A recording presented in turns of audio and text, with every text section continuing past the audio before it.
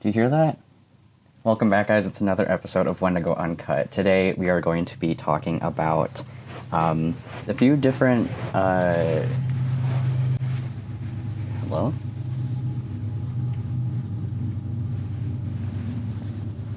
What's happening? Go again. Oh,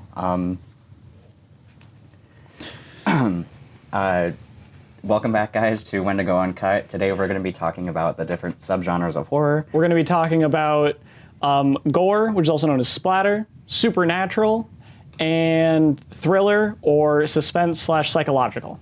Yeah, so, we've talked about a lot of, history of horror and just, a bunch of different things, but today we want to really dive in, how there is different horror and how, a lot of horror fans will have a specific genre that's mainly their favorite or that they enjoy more than just the overall. I personally like more kind of thriller. Sometimes I like gore, but only if it's not too gory. Do you have a favorite? Probably thriller or suspense. Mm-hmm. Or comedy, but that kind of generally falls into the gore category sometimes, depending on what it is. Yeah, that's true. So the first one we're going to be talking about today is the gore, or technically it's called splatter. Splatter films. Or a title we're not going to say on the podcast. Let's just say it rhymes with...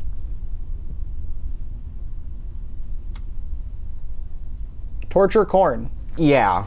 As well as a gorno. I can say that. I can say that one. I can say that. That's just what it's called. Okay. Anyway. Yeesh. So we're gonna be starting. Niche tidbits. It's fine. It's whatever. It's fine. It's fine. Or splat stick. That one's great. That one's all family friendly. Yeah.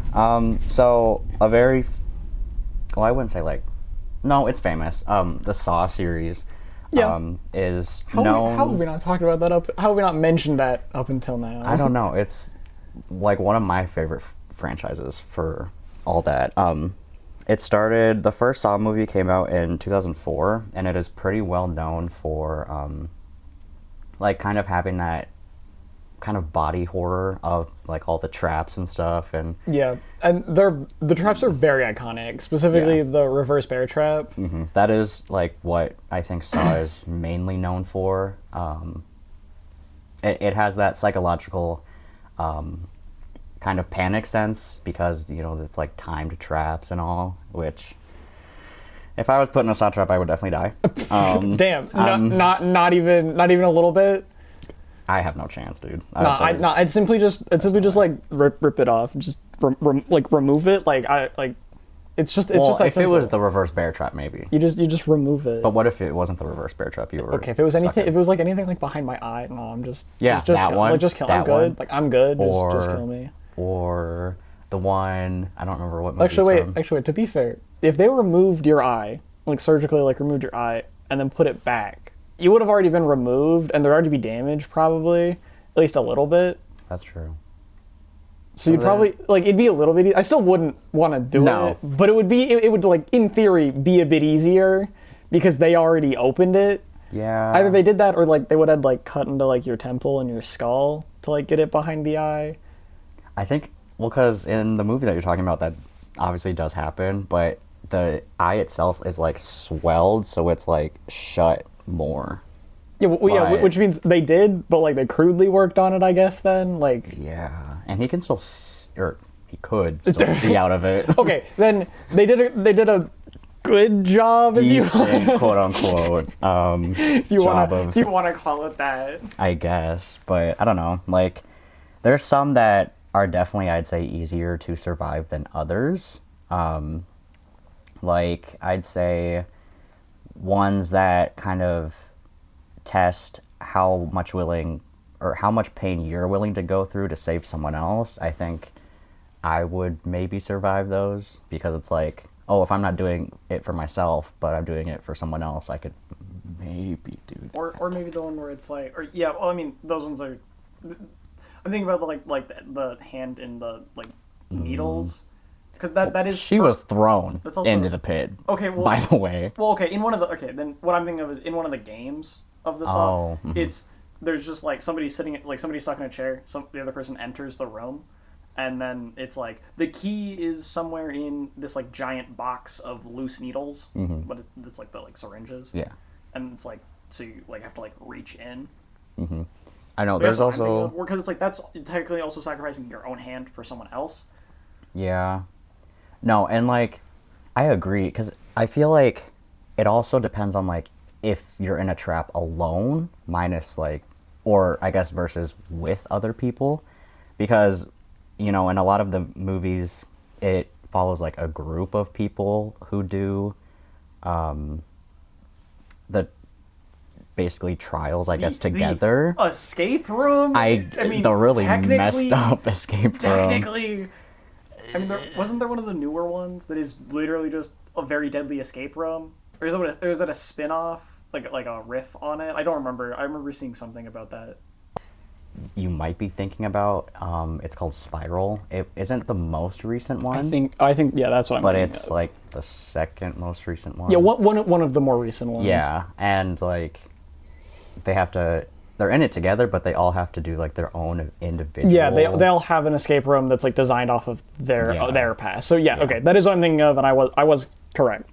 Yeah, so because that one is actually multiple escape rooms, but they're all very deadly. Yeah, so it's almost like if you're in one of those traps with other people, it's not only like how strong can you be, but it's like are they willing to go through what they have to so that you can also survive. I feel like also when there's more people, they're probably more like incentivized or like psychologically like they want to do it more because it's not just them.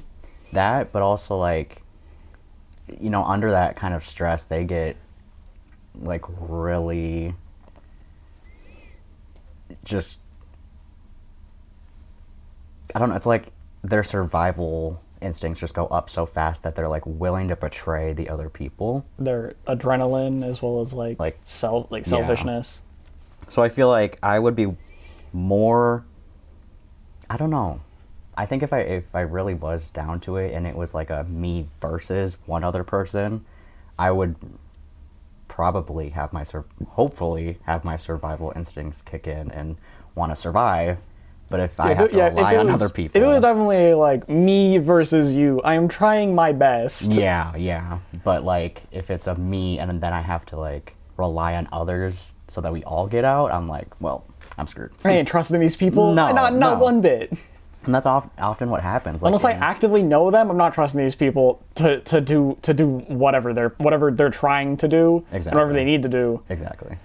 So it's like, you know, and... like this whole conversation that we've been having, there's so many what ifs or like what would I do, and I think that's why Saw is such a good series. Like personally, like I said, it's literally my favorite series ever because there's such like I don't know, like a human need to be like, could I survive this? Or like I would because it starts conversation. Exactly. So it's like.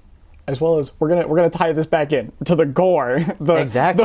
We're gonna tie this back because we're just talking about Saw right now. Well, listen, I could go on for I'm not stopping you, but I am. Yeah, no, I was also gonna bring it back to like because it's so like, oh my gosh, in your face, and because they need to survive such like horrific traps like that, it's like.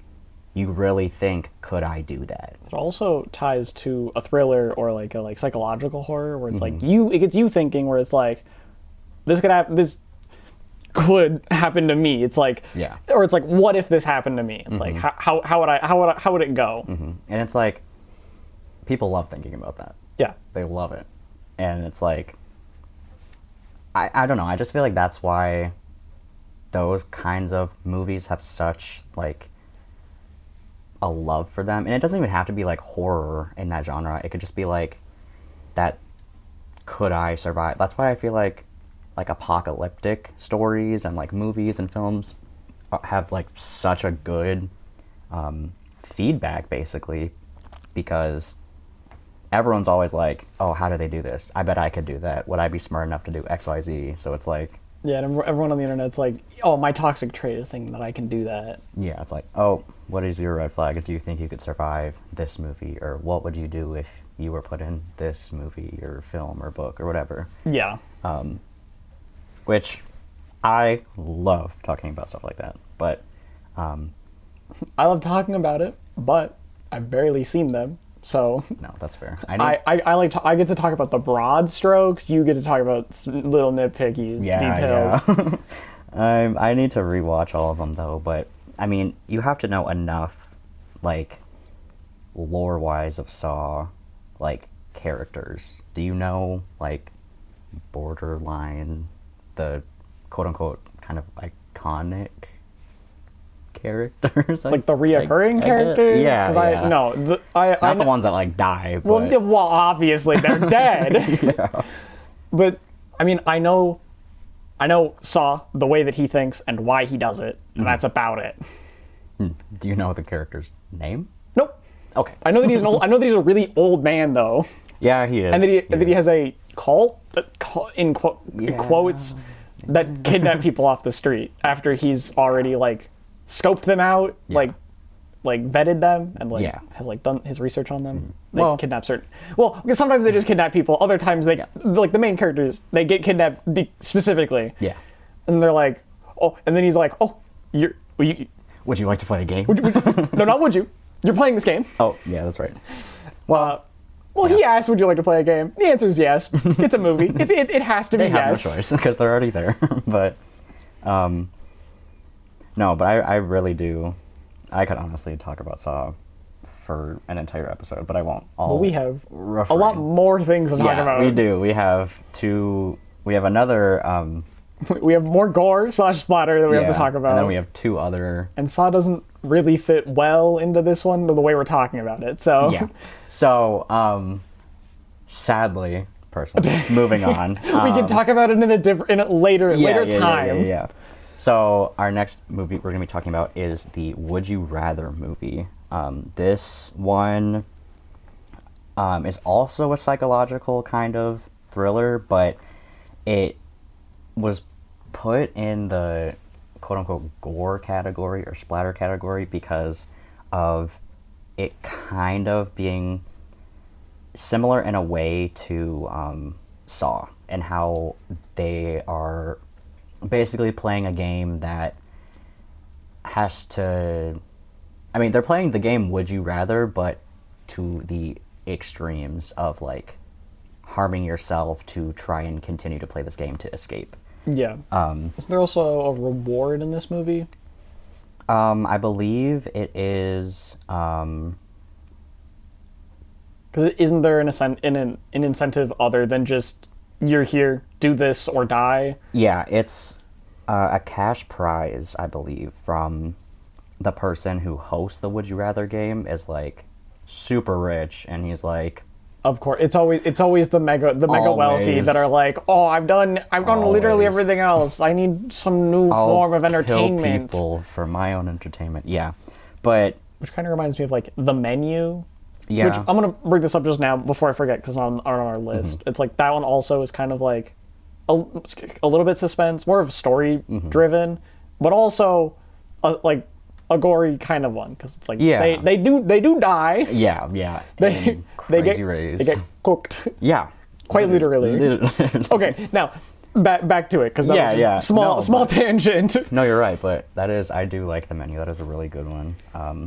And also is kind of, like, psychological too, in the way of, like, kind of bringing it back to the whole idea of people loving, like, could I survive this? It's not like a huge one where it's like, could I survive this? I feel like you just really have to be smart to think like the main character. But yeah, well, because she wasn't a part of the, like, high society. And, like, was there for, like, just for the food.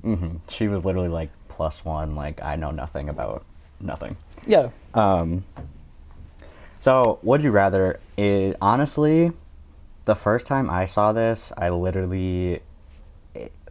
Oof. That's just all I can really say about it. Was that from the gore? Is why you're like... Yeah, because there's just, like...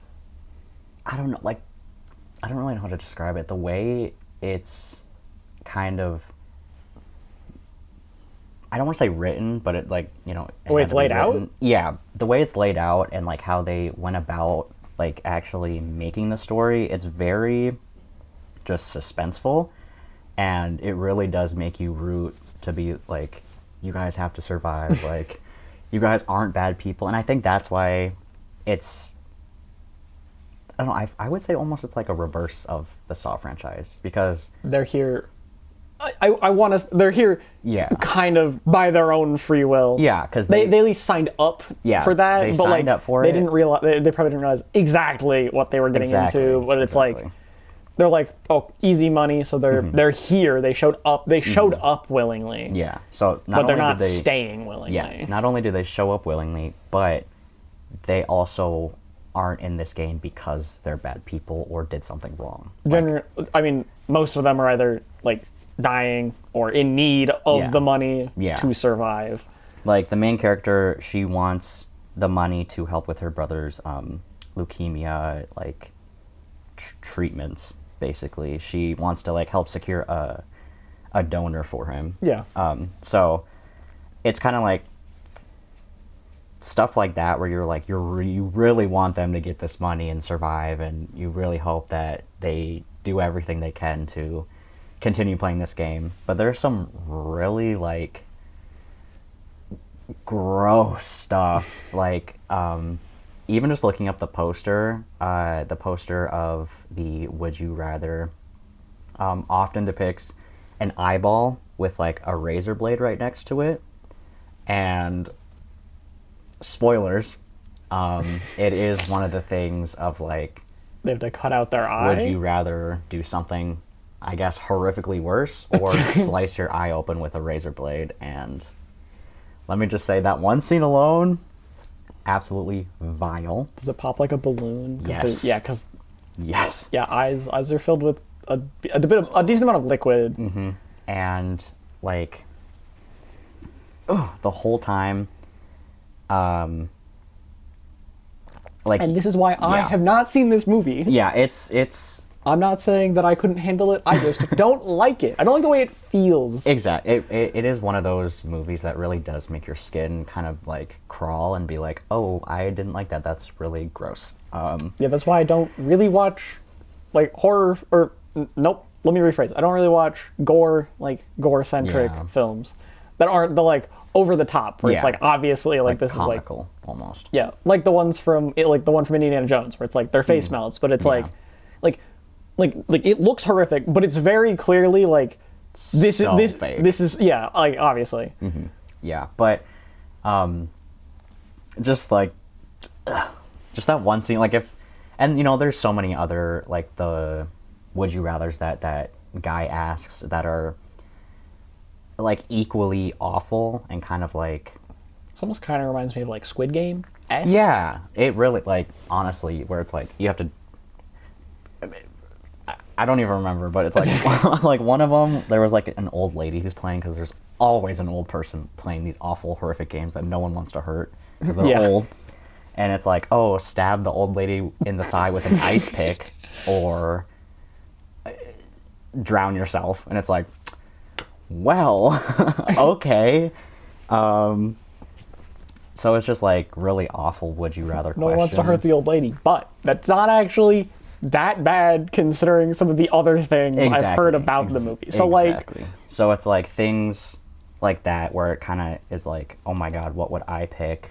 Why would that character pick that? You know, there's a character in there who's the classic, I don't care about anyone else but myself. I need that money, so they'll do anything. Yeah.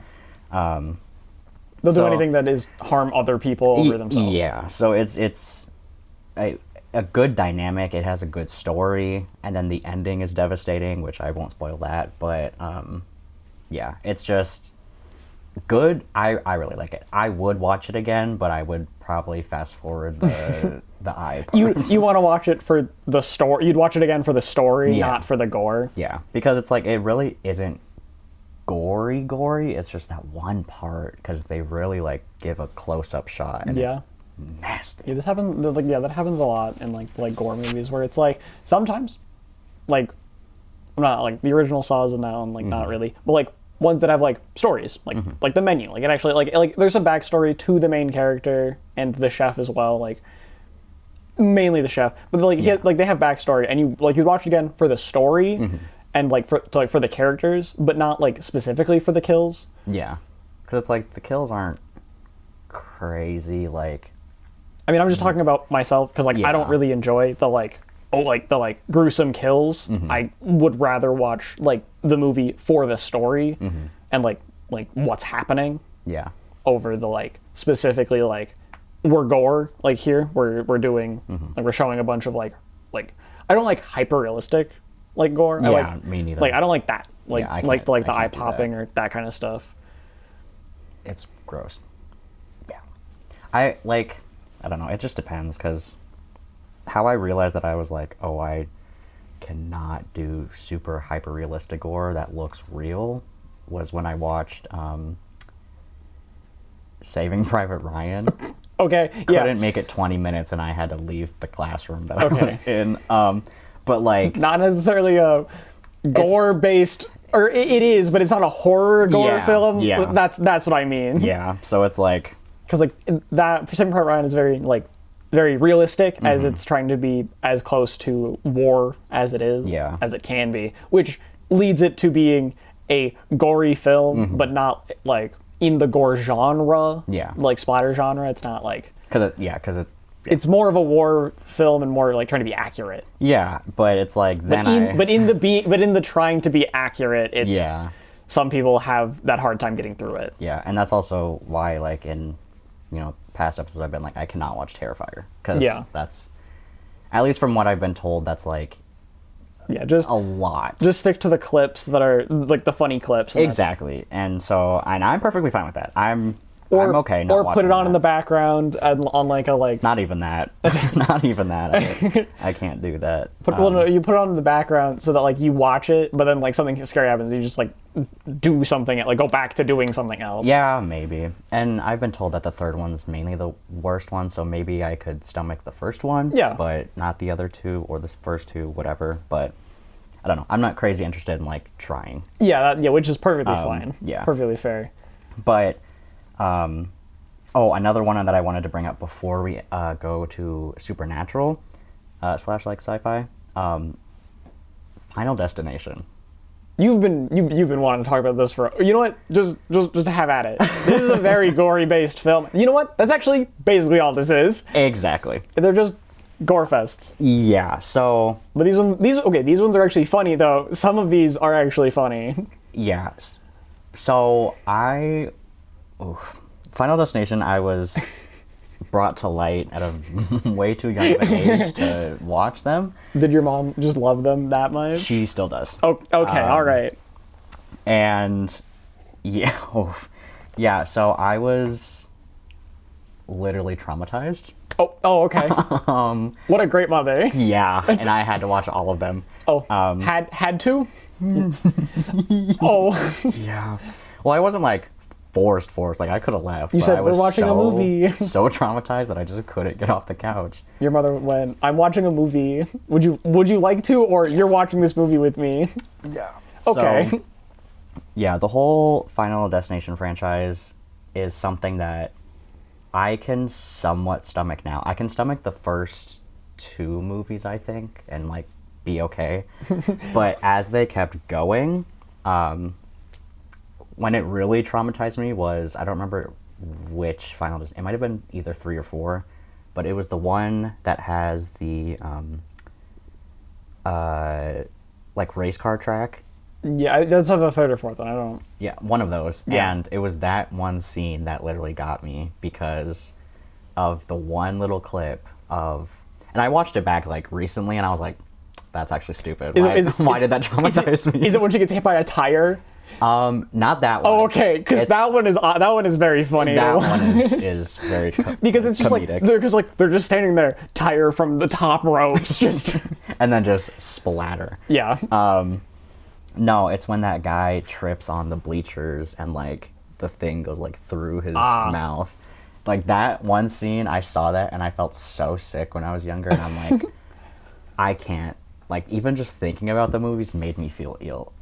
And so I was like, get that away from me. Speaking of Final Destination, it's traumatized an entire generation about driving behind log trucks. Log trucks. And it's like that movie and then that first movie I can watch. I watched, I think, that exact movie, the second one, with the log truck. Yeah. Literally like a month or so ago. But it's but also some of the kills are very funny, where it's like she's stuck in like the one woman is stuck in her car, and there's like the pipe coming through, like the PVC pipe or whatever, going through like the like headrest, but she's stuck in her car, and the firefighters are trying to get her out, and the one guy just hits the tire with a sledgehammer, pops the airbag, head just goes through. You're like, this could have been so easily avoided. No, that is the second one. You're like, okay, you kind of deserve that, because the firefighters weren't like, we're gonna remove this first. They could have just removed like the door and then like cut the thing, but nope.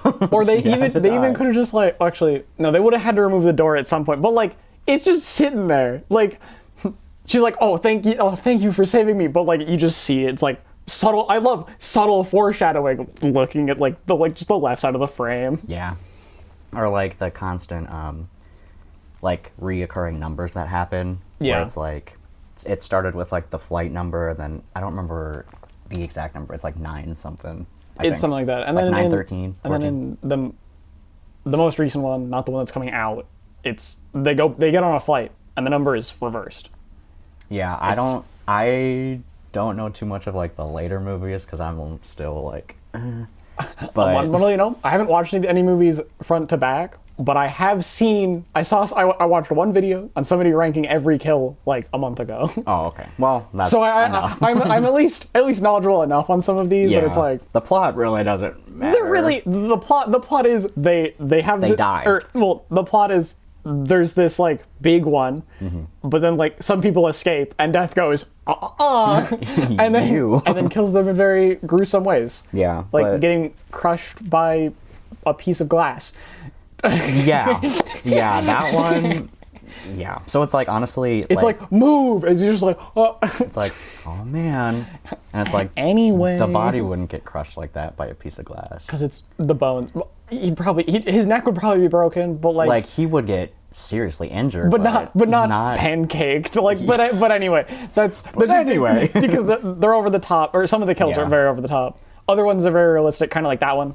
Like some of them are, I say realistic, like they could happen. Yeah. But it's like they're like closer to like reality, other than like the like she got hit by a tire and like exploded. She just died. Dust.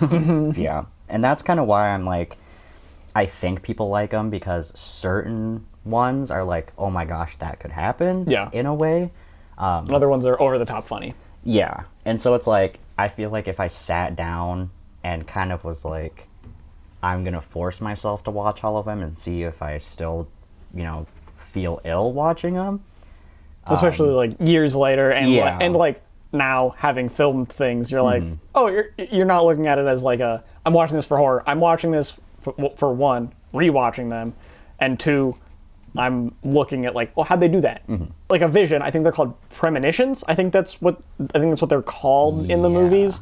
Is that like the flight? I don't remember exactly. Like they crashed, they died. That's blows up. But then they're like, they're just appear back in the flight. They're like, we gotta get out of here. Yeah, gang, we gotta go. Guys, you might want to see this.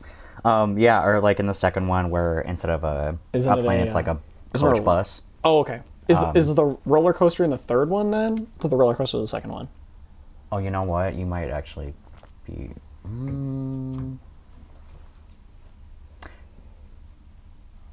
I don't. Just keep talking about yours. It's fine. Yeah, but no, you're right. Then that one, and I'm trying to remember that one now because it's like that's another one that I can also watch. The one in that one though with the tanning beds, because that's the same movie. Oof. Yeah, no. My mom used to like go to tanning salons like religiously, and like. And were you scared? You're like, but what if? Well, it happened like she started doing that like way later down the line. Oh, but okay. She would always like remind me before she'd be like, "Hey, I'm going to tan." She'd be like, "Really hope I don't get stuck." And I'm like, "Why would you say that?" Yeah. She'd freak me out for no reason. So they're also very safe. You can only, it's probably like you spend like 10 minutes in them. But it was just like gross.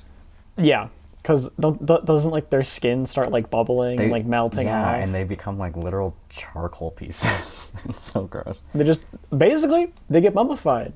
That's effectively how They really do. just really fast. And it's just like, I do like, though, as much as I'm like not a huge fan of the Final Destinations, I like how they kind of show basically like death arriving or like being there, being like, oh, finally, my victims. Just kind of how they like show the things that happen around the environment to actually make the thing happen. So it's like that, because I don't want to call it cinematic, but it kind of is in a way, where it just kind of follows basically a silent story to the ending of dying. So, but I also love how, I don't know, it has a not crazy like deep lore plot, but Yeah, it's really just like these people got a vision. They escaped death. Yeah. Death got upset. Death kills them again. Yeah. It's like, I mean, like, you can watch any of them alone and be fine, but it's like, you will see the full kind of story once you watch majority of them. yeah. Because it's like, the whole thing of is like, it's just a web, basically, and no one is safe. And that's what I like about the whole plot-wise, but for gore, it's like, looking back at it now, it's like, oh, that's stupid. Yeah, but like as like a kid, you're like, oh, this actually happened, because it's like, oh my god, yeah, because like you see movies as like, this is real. Yeah. Because like you have no idea about special effects. Everything actually happened to these people. You're like, damn, they must go through a lot of actors. No, that's literally what I was like, oh, they just died for real, damn. And it was so like graphic to little old baby me that it was like, why would they film that? Yeah. It's like, oh, she just got literally eaten by an escalator. Yeah. I couldn't go on escalators for years after that. Yeah, but then like as you get older, you're like, yeah, it's like, you're like, oh, that's really cheesy. especially when you know like how behind the scenes work, and you're like, yeah. Yeah. Because there was like a video going around like that showed the bridge behind the scenes, like with the green screen on the bottom and then like the actual scene on top, and it was really cool seeing how they like filmed. I love seeing those. It's just of any movie where it's like specifically those, like Marvel movies are great too, because like they're like they have a piece of the set they walk on, and then it's just green screen on all on 5 of the walls except for the like one behind the camera. Yeah, and that's kind of like how it was, and then like even the bridge itself wasn't actually as like high as I thought it was. It was like there was like such a close like green screen kind of, what's the word I'm looking for? Like when they fall into the crash pad? I don't know. Something like that. Yeah, something I'll just like call it that. Like right under it. Like it wasn't, they didn't need to fall at all. Yeah. So I was like, oh no way, that's so sick. But I think also seeing behind the scenes of stuff like that helps not be like mortified. Yeah. Be like, oh my god.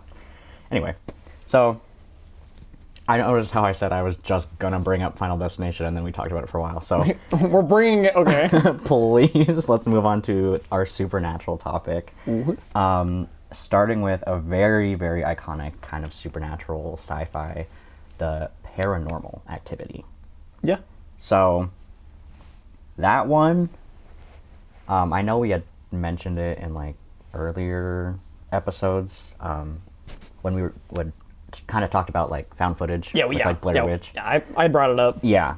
So there's more than just one Paranormal Activity. Yes. But I've only watched the first one. I've also only I watched a bit of the second one, but I watched all of the first one. Yeah, me too. So how, like, are you someone who likes kind of the paranormal movies like that, like found footage? I mean, know like, you were like the paranormal movies are great as a child, and as a child, I mean like 4-ish years ago, like that, not even that long ago.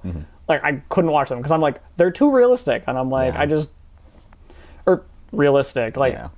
because they were all like generally like very very low like special effects, and I was like, oh, but what if they get me?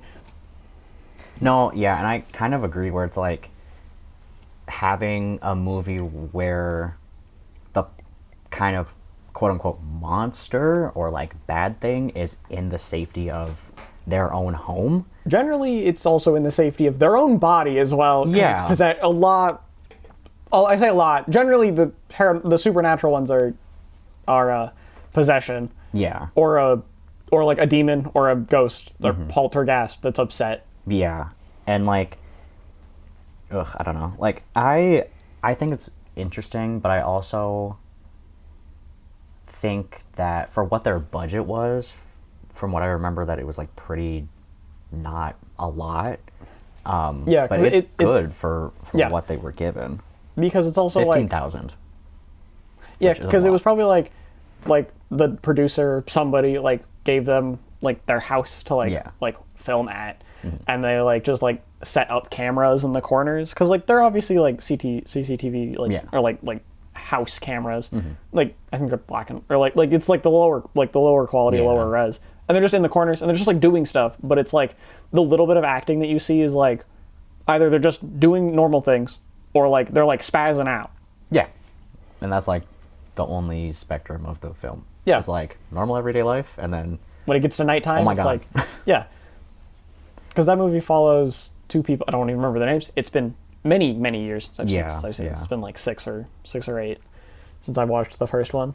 But we follow two people, and the woman, the wife, is possessed, and I think she's a reoccurring character in a couple of them.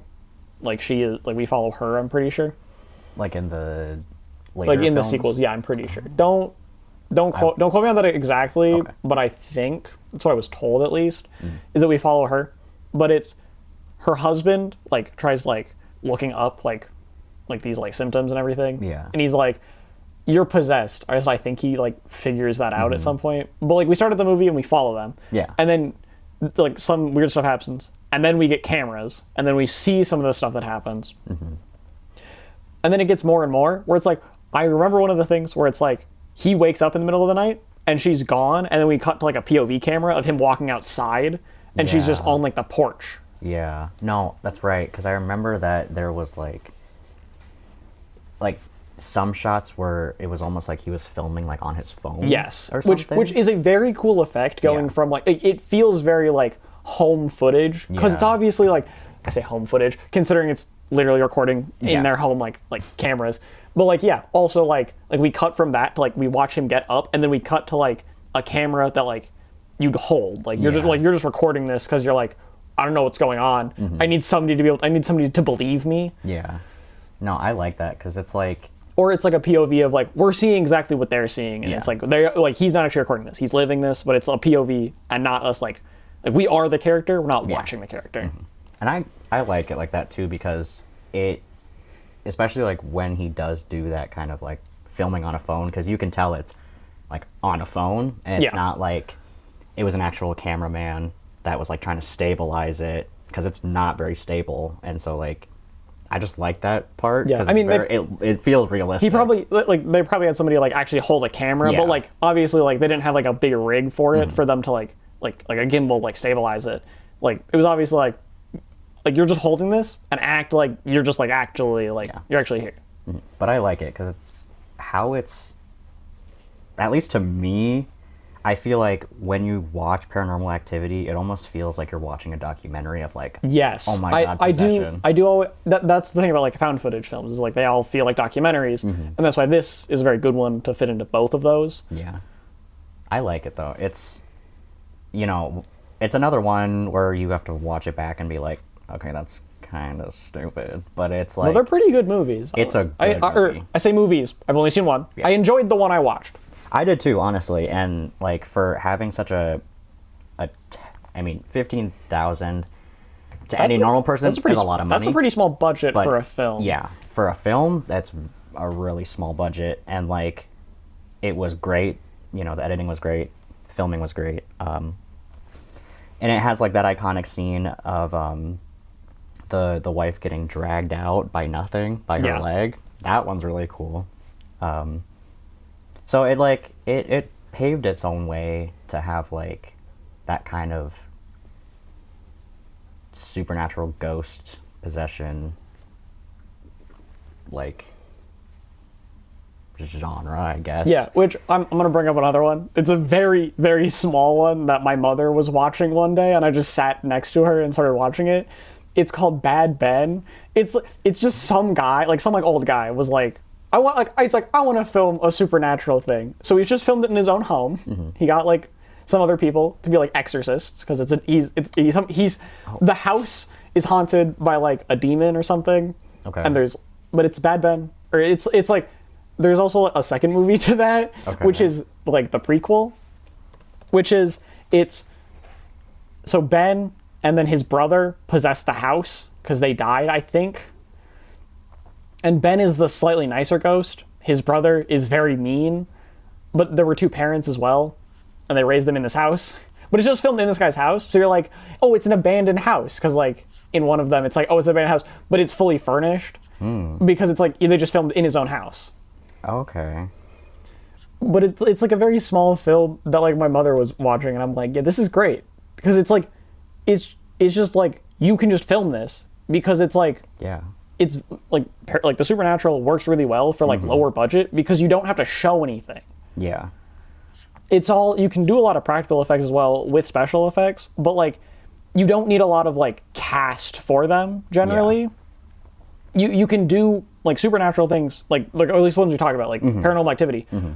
I like the way they're set up, and you can do them on a very low budget as we've seen. Yeah.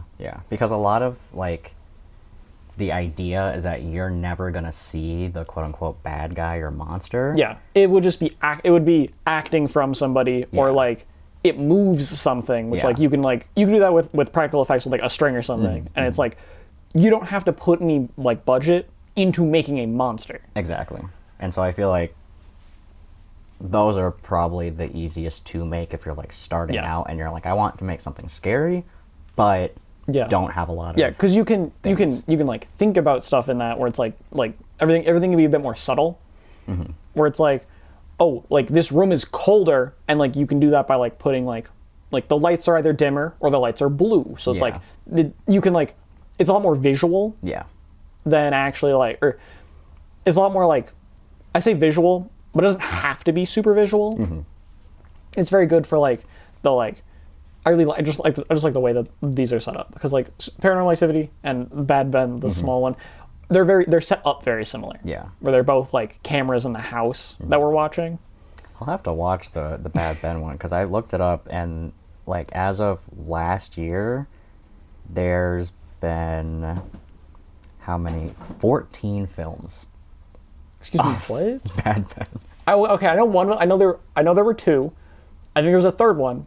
I think there was an animated one, and I don't know the other 10. So yeah, there was a short film called Bad Ben's Night Before Christmas, and that was in 2019. Oh, okay. There was a television series that only had 3 episodes, which was Tom Riley Paranormal Investigator, which was in 2018 and 2019. Okay, that one seems interesting. But film-wise, all the rest of them. Oh, there's also a video game based on the series as well. So what? Clearly, it's so small after all. What was I talking about? I don't know. But the first one was released in 2016. Yeah. And then 14 films in 9 years. Yeah, there was multiple released, or I think there was 2 released like per year. Damn. Minus 2021 and 2020. There was only 1 released both years. Oh, so they released 14 things in 4 years. 6-ish years? Yeah. Damn. Oh, and there's one called Bad Ben Poltergeist releasing this year. Oh. This October. Damn. Wow. So, maybe I do need to watch this. Oh, okay. Yeah, I watched the first one, the original Bad Ben, and then the second one, the prequel. I've seen both of those. But there's a lot. Yeah, clearly. There clearly is more content here. Wow. The first one is very funny because, like, it's clearly just this guy, and it's clearly just his house that he lives in. Because because like I think it's like supposed to be like a rundown house, but it's just like him. There's like a PS4. There's like TVs in every room. You're like, okay, this is clearly a house that somebody lives in. That's so funny. Oh my goodness. Which like I really like the low budget Paranormal Activity movie, like the supernatural movies. I like low budget supernatural. I think that might be a genre that I might need to look further into, because I've liked all the movies about in it that I've seen so far. Because it almost gives you a sense of like, oh, this is like real. Yeah. Because you're like, because also with the lower budget, most of it is like practical effects. It's like they got really creative with like some of the things they did, and like that's great. And I really like that because you can really see how like different people kind of make a story of possession or the house being possessed or stuff like that. So not necessarily on like the same like possession wise, but the next one we're going to be talking about is Black Phone, because this is still supernatural. We're still in the same category, but it's not paranormal. So because I haven't watched it yet, but I know like enough about it that, you know, it's a serial killer kidnaps a kid, but then the kid's like trying to escape. Kidnaps a kid. No. Well, there's a couple. There's a couple that he. There was a couple, but unfortunately, the other kids are gone and dead. To not put it lightly. And I mean, it's a horror movie. What else do you expect? Yeah. We're following a serial killer who's been at it for a couple of years. Yeah. Clearly, he's gonna have some victims. It's called The Grabber, by the way. Very creative. Yeah. And basically, when this kid who is currently kidnapped is trying to escape, there's like this phone and the souls. Yeah, he gets kidnapped and he wakes up in the basement. Yeah. And the door on the basement is unlocked, like clearly unlocked. But he's there, and the only thing in there is a black rotary phone on the wall that the line is clearly cut on. But then it starts ringing just out of the blue. You're like, that's not how that's supposed to work. But then it's effectively the souls of these past victims that talk to him through the phone. Yeah. It's also cool visuals where you can, I'm pretty sure you see some, because like in one of them, he's like, you can dig there's this loose tile that you can dig under, but like that gets like done because like we're multiple years, that was a lot of years in the past. So like the foundation has shifted a little bit, so you can't actually dig through it. And like, I'm pretty sure you see like that kid find it. Another one is like, there's like a rope like to the window. But the guy, he's too heavy, so he goes to climb it and it falls. So then he can't get to the window. But then a third victim calls him again and says, and tells him the combination to the padlock of the front door. But then, because the guy just kind of sleeps like in front of the basement door with the mask on and a knife. And he sneaks up to it, but then the dog barks and wakes him up. And then but then a fourth victim calls in. It's the cycle here is very apparent. So they had an idea. And they went, all right, now how do I make it long enough? So they had it happen 4 times. So there's only 4. I think so. Well, there might be more victims, but I remember reading. I haven't watched this movie in quite some time. I wanted to watch it, and I just didn't. Another one calls and says, like, you can get into the freezer. Like, you could, like, break a hole through the wall and get to the freezer. But then the freezer door is locked. Oh, my God. No. But also, the way they find him is that there's a different kid at school who mother also had the dreams, but she committed suicide because her husband was abusive. Which then she gains the power to be able to see, like, this guy's kills or like see like what he does. I don't know. I'm not gonna question. It's supernatural. I don't know. It is. It's all very supernatural. That's why you don't question. You just don't. You just agree. You go, what are the rules of this universe? Whatever they want them to be. Honestly, whatever they pick. And that's fine. Yeah, but then they do that. But like the killer has a brother, and I think it's in his house or whatever. But then the killer kills the brother, and then he tries to go save the kid, and he gets killed. No. It's also shown at the end that the police raided raided the house across the street. Wait, so that kid was never found? Well, no, I think I don't know. Again, it's been a while. Sure. I know that they were also gonna make a Black sequel? Phone 2. Ooh, So that would've been cool. I think that's actually also coming out this year. So maybe. such a big year for horror. For the horror, I say for horror film. For the ones we talked about, at least. Oh no, really? Like there's a lot coming out this year, which. Anyway, but Like there's also a Final Destination, right? That's also coming out this year. yeah, Yep. but I just think like the idea of having like past victims call in and literally call in and be like, I know how to help you out, but then it just You're the goes- ninth caller. What is it? What would you like to say? Yeah. Call in. Be the ninth caller. Yeah, but just kind of showing that repeating cycle, and then like from what I know is like you see the alive kid you're following basically you just slowly throughout the film you just slowly see him start to like be like, I'm never gonna get out of here, this is it for me. Yeah, I you mean see them that's what lose I'm hope. assuming, because from like clips that I've seen. I mean, that's also generally like how most kidnap horror films go. Yeah. I don't want to say Stockholm syndrome, because that's not what it is. But like they learn to be like, there's just kind of accept, yeah, there's like, no yeah. there's no shot. I will die here. Guess this is where I guess this is my life now. Yeah, which sucks. Yeah. But I don't know. I think I do want to watch it though. I also would like to rewatch it. Um, It was very good. yeah. Did you like watch it in theater? Okay. I watched it with my mother, like a bit after it came out. Okay. Because it came out in 2021, Yeah. so it's been a few years.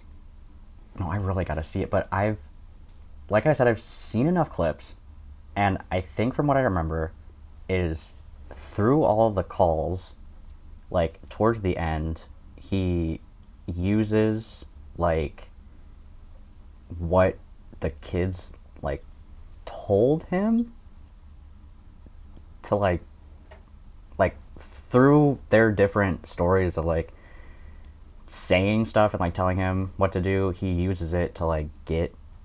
Are you okay? You're like, are you alright? Is he okay? Yeah, I'm all right. I'm all right, Oliver. Oh, you sure you were kind of like No, I'm all good. I'm all good. okay.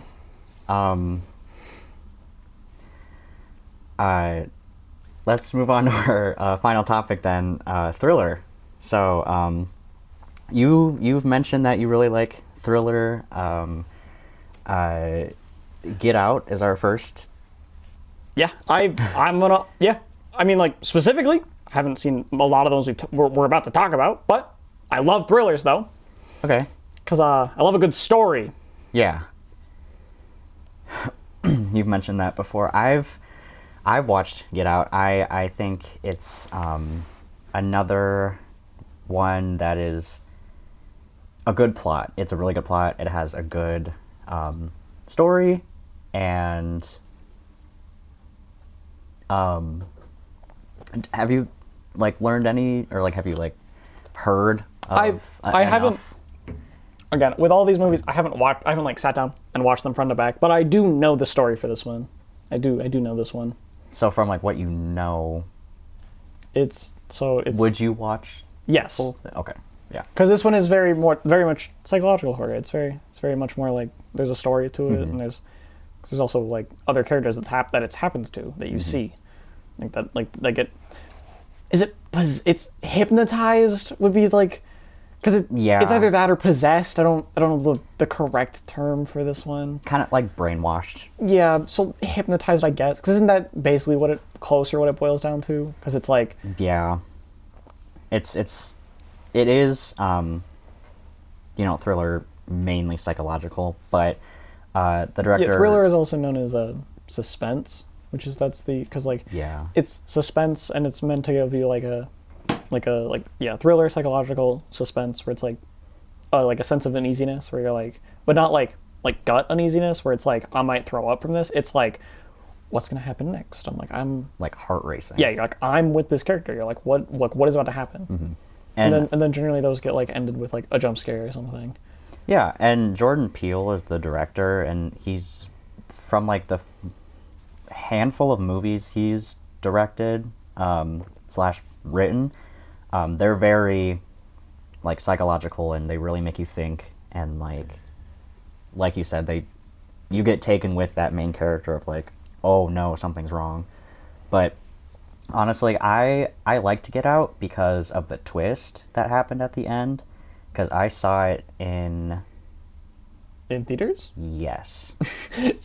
Are you sure you saw it in theaters? It was either in theaters or it was like a rerun or something of like a horror week. Okay. At a movie theater. Okay, but you did see it in a theater. That's what mattered. You were getting caught up on not semantics. When it came out. You were getting caught on semantics. Yeah. No, because it came out in 2017 and I was young. But a wee lad. Yeah. But a wee yeah. lad. So, no, I liked it. The whole like first 3/4 of the movie is. It lulls you into like feeling comfortable and like, oh, it's fine and everything's good, and this main character feels off for no reason and kind of for no noticeable reason. Yeah. And it's like you follow how obviously the family's like a little weird, but like you don't they're like, they seem off, but you can't quite put your finger on. You're like, exactly. You're like, this feels a little weird. Yeah. And then, like, you get that twist and you figure it out, and it's like, oh my god. And then you realize they're just racist. Yeah, really. But on like a super villain kind of way. Yeah, because they do like the surgeries to like, if I remember correctly, it's like they take the brain of like an old white person. Yeah. And they put it into the young, like, they put the brain into, like, once, okay, how do I word this? Place your words carefully now. Pick them very carefully. I know, that's why I'm nervous. The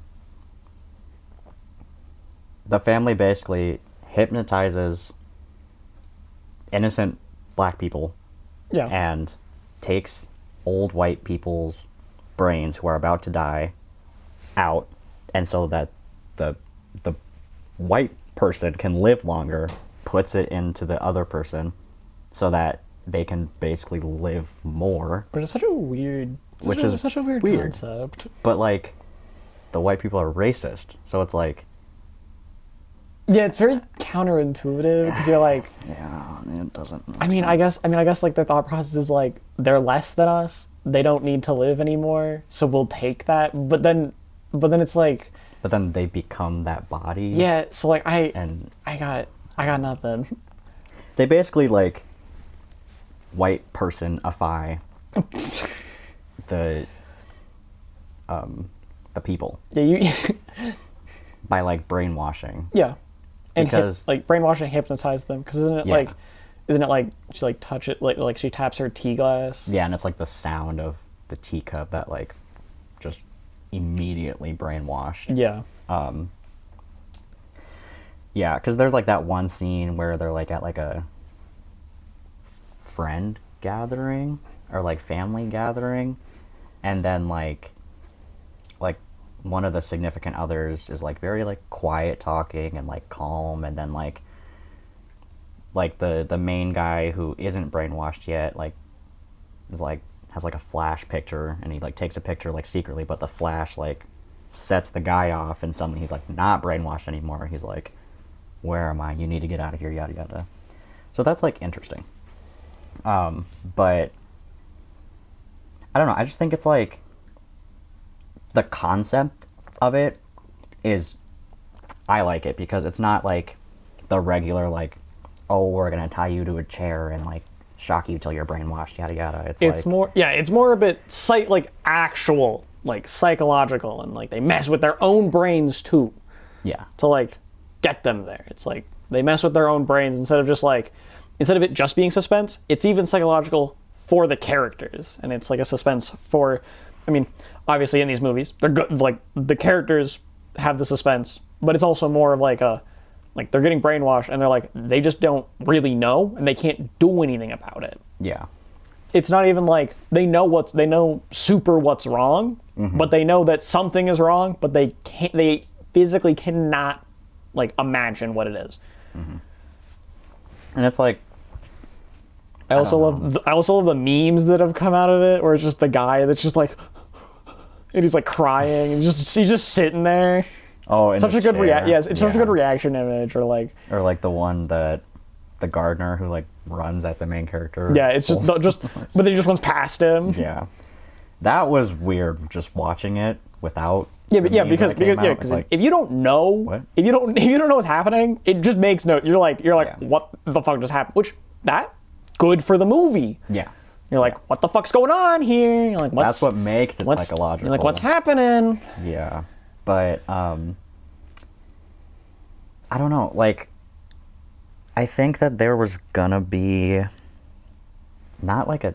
I was like, are you gonna tell me there's gonna be a sequel? Because if you're gonna tell me there's gonna be a sequel and it's gonna come out this year, I'm gonna be upset. If that happens, I'm gonna be upset. All right. Listen, I'm not the director. There's no need to be upset. If there's another movie that they're making a sequel for that came out multiple years ago, that another sequel is coming out this year, I'm gonna be upset, Oliver. It's not my fault. I'm gonna be upset. You hear me? Hey, it's okay. You don't need to get up there. It's okay. No, there was just talk about like there was a alternate ending where the main guy was arrested instead of rescued, and his friend who did come to rescue him like talks to him in jail. So no, there's not going to be another Get Out.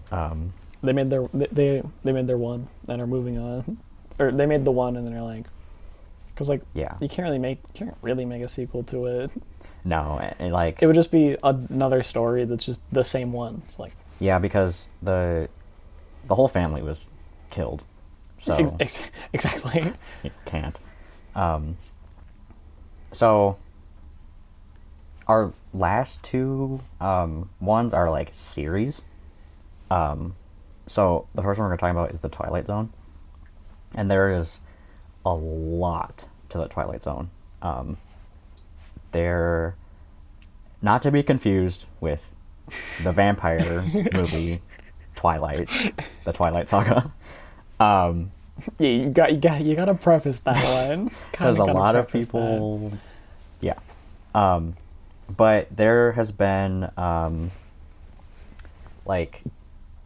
There's been like films, there's been like like television series, there's been radio series. This kind of is like,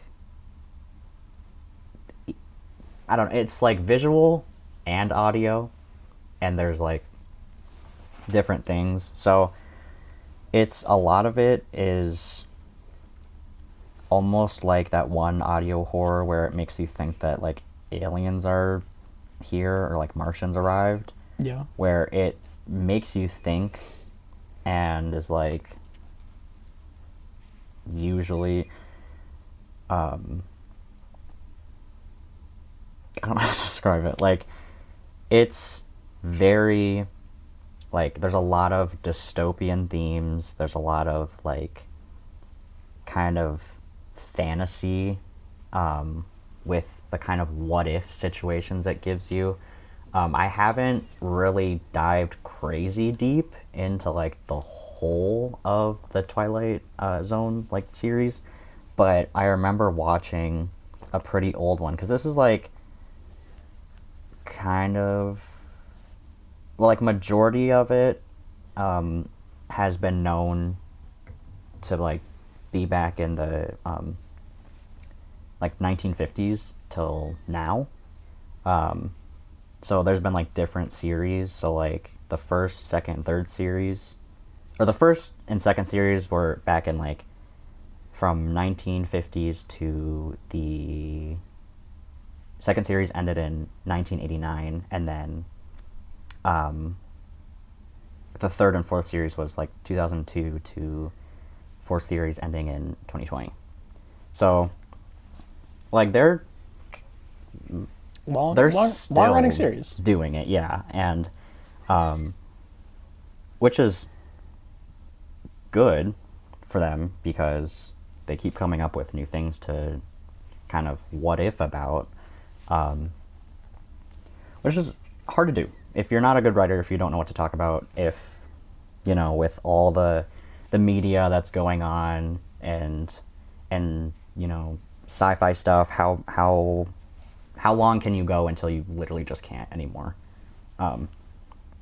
But have you ever like watched or listened to even just like clips? Nope, nothing. Oh, awesome. Actually nothing. Awesome.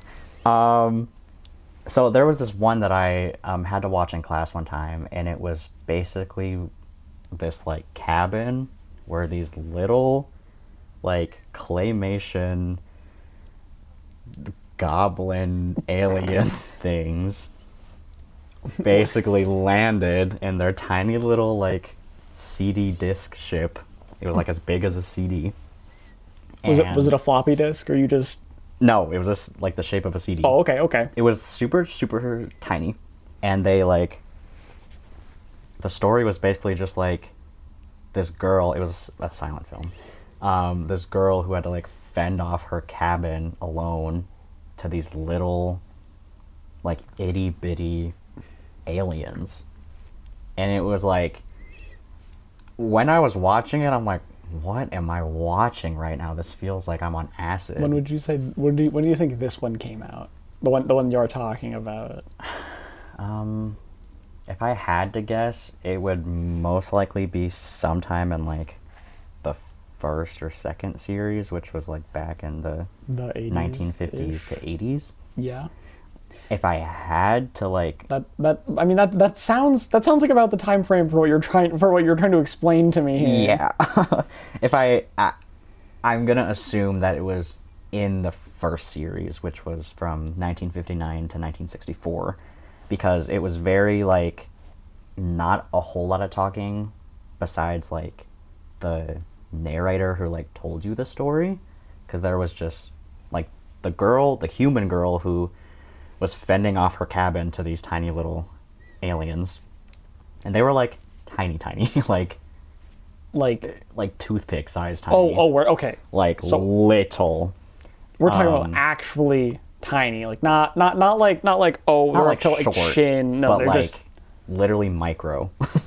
Then how is there a story there? What? Because they were trying to kill this human lady. How are they gonna do that? I don't know, but they tried, and they had like little, not like pitchforks, but they had like a little thing, and they were like stabbing at her ankles and feet and stuff. Did it do any? No. Okay. And then she like, I think at some point she grabbed like fire, and she was like, bro, just grab trying to burn them. Just with, grab a broom. Like, a just candle. like just broom. See, that's what I was saying. Just sweep them up. But she was like so distraught that they were like in her little cabin, and she was terrified. And then at some point they did end up killing her. What, do you remember how? I think because they got her to trip, or like because they were on her roof, and she had a little hatch up to the roof, and she was going up the hatch, and then she like her head was out of the hatch, and because they were so small they like oh no, roped her down or something, like just her head though, and then like she like kind of slipped, and so like the hatch like fell on her neck, so she was basically just like hanging there by her head. And like she like was, I was gonna say she fell off the ladder. Are you saying you watched this in class? Yeah. My teacher was... What class was this for? Film theory. Okay, that I was like you started saying that, and I'm like it's probably for like an English class. No. That makes sense. No, that tracks. We watched really weird old films in that class. But it was just weird, and then like after she died, they like did like they took a piece of her or like something from her, and then they like got in their little tiny ship and then floated away. And then it was just the narrator at the end being like, imagine if this happened to you, yada yada yada, and then did the whole like, next time on the Twilight Zone, and then the like very iconic music, you know. It sounds like Black Mirror, where it's the like ties to reality, and you're like, yeah, but it's like, I was like, I don't think little tiny toothpick-sized aliens are gonna come and kill me at my cabin, but it could happen to me. But maybe, but it could happen to anyone. But maybe. But I don't know. It was like, how rude of them, honestly. I know, like she wasn't doing nothing. But no, it was. Yeah. But because we can't. I have nothing else to talk about the Twilight Zone. It's. We can move on to yeah. Do we have Black anything else on Mirror. the docket? Yeah. Perfect. Yeah, which is our last topic, and this is a lot more, not as much, actually, a lot more story than I would say like thriller or something. This is a lot more story driven. Yeah, but it was put on the I guess same thing as the Twilight Zone because it was inspired by the Twilight Zone. I mean, considering I made the connection anyway. It's basically like a more modernized version of the Twilight Zone, and except it's British. Yeah, that's probably Yeah. Sounds about right. And it has 27 episodes. Yep. Each of them are about an hour, or at least an hour time slot on television, because that's where they aired. Yeah. But this was back in... Was it around 2012? I might be misremembering that. 2011. I was very close. Yeah, but I think it wasn't until 2015 that Netflix put it up on their website after they purchased it. So that's kind of like a few years after that, that's when I kind of watched a few episodes. But it's another like anthology series where you don't need to watch all of it to know what's happening. Yes, it's generally each episode. By episode. Yeah, it's very episodic. Yeah. And Black Mirror is very much closer to reality. Yeah. Because it's how does technology ruin this? In the first episode, it's about blackmail. Yeah. I'm not gonna go into details on the first episode. We're not gonna. Yeah. No. But it's about blackmailing a politician, and that's through social media and like other things, which is a direct result of technology. Yeah. There's another episode where guys locked in a phone booth. I don't think I watched that one. Okay. I've seen clips of this one many times. I've also seen the episode. But a guy is locked. He's not actually locked. He's in a phone booth, and some guy calls him, or he calls somebody. I don't remember. It's been a couple of years. Yeah. But he's in the phone booth, and there's some guy saying that if he leaves, he'll kill him. And this escalates to the police show up, and they tell him to leave, and he says he can't. And the guy on the phone just keeps giving him more and more details about his own life. Oh. And then... I don't remember. It's okay. I just remember that part. And it's like, these are direct implications of furthering technology. Yeah. Which is like, these aren't really horror as more of like showing what could happen. Yeah. And I mean, I feel like in that way, like you said, it is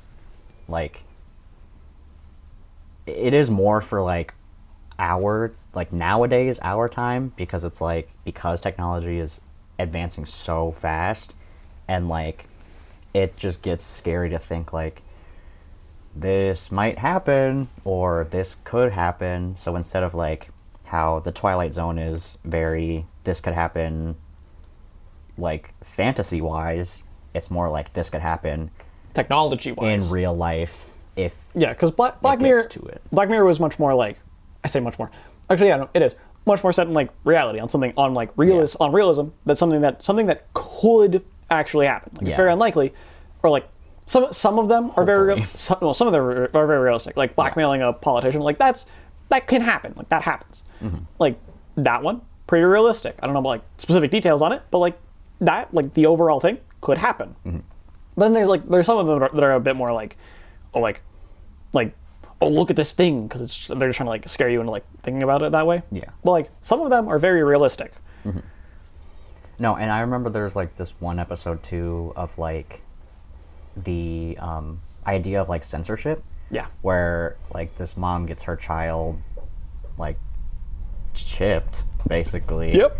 And it like shows how this child grows up literally having like blurred vision, where like something inappropriate or like gory would be like the vision blurs, so it's almost like it's Oh no horror films. Nothing we've talked about so far. no, that child would not hear anything. Yeah. And then it just like goes and shows how as that child grows up, they like push against it, and I don't remember how it ends, but it's something where it's like, oh, if you try to like go against The norm, or like forced expectations? Is that what you're looking for? sorry, pause. Do we need to what's happening? You good? Is the audio good? Audio fine? Can you hear it through the audio? Okay. What's happening? Shadow was eating. Yeah, I was just eating cardboard. Okay. I was like, it sounds like a cat eating the box. Okay. Okay. Sorry. What was I saying? Forced vision or something. When you push back against it. Right. So, like, again, I don't remember how it ends, but it basically just shows how, like, if you, like, how some parents are so adamant on being, like, helicopter parents, and it's like, oh, you shouldn't do this, this, this, and this.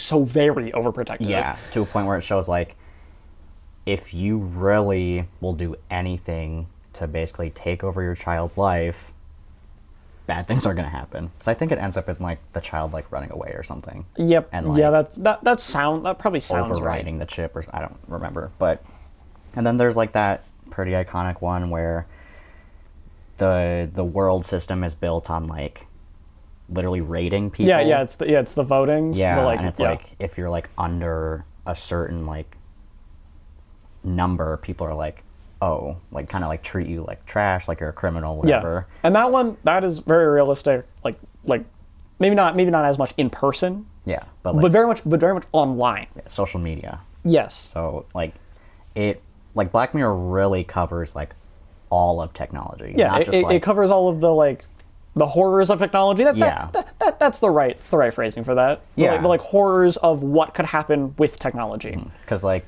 you know, saying, oh, what happens with technology, people think like, oh, they're making like a new machine, but like everything from social media to like tracking, censorship, Yeah, to censorship, as well as like actual things that are being made that are mechanic, like just everything. So yeah, every part of your life has changed with it. It's like it's just showing how much further it's become, like how much further it's gone, how much of a problem it's also becoming. yeah.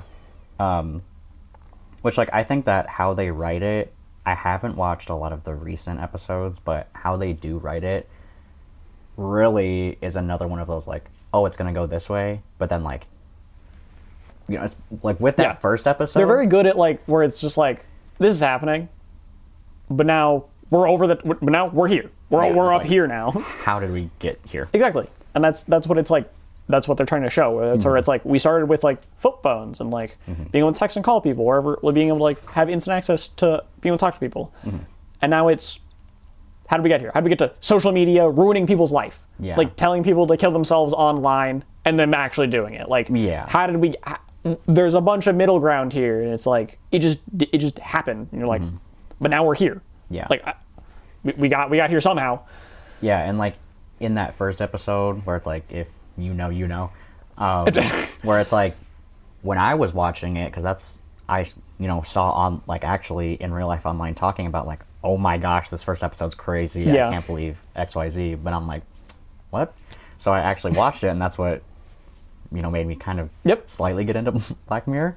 And so watching it, I'm like, oh, he's just being threatened. He's an innocent guy. He's a good guy, whatever. And then you find out right at the end of why that's happening, and you're like, oh my God. Oh, also, even the name Black Mirror refers to a cell phone, on how when it's off, it's a black mirror. Like that's what it's trying to show, where it's like you can either think of it as like, oh, it's like, oh, the Black Mirror. It's just like some like made up thing that's like, oh, it's like supposed to be scary. But then if you think about it, and like why they actually named it that, it's technology and like a smartphone, where it's a black mirror that you can see yourself in. Okay, so there's one episode though that I remember where I don't remember the ending of it, but they basically made these like mechanical bees to help like pollinate flowers faster, because I think what happened was They didn't trust the real bees. that, but I think I think it was that all the real bees were dying way too fast. Oh. So they made these fake ones, but then the wiring like code chip inside of them like whacked up, and suddenly they were attacking people, and like the corporation like just couldn't control them, and then the corporation was like, oh, all on your own. And so it's like, I don't know, I think that the corporation not caring about the fact that like the bees that they made started wigging out is just not okay. Because like corporations often do that though. Even in like real life, like corporations just like don't really like a lot of corporations like do something bad, and they're like getting called out for it. They're getting The corporations. Are you okay? What do you? No, you can't. What are you? Corporations are. Wait, what is that? Corporations Blinking. Your neck. No.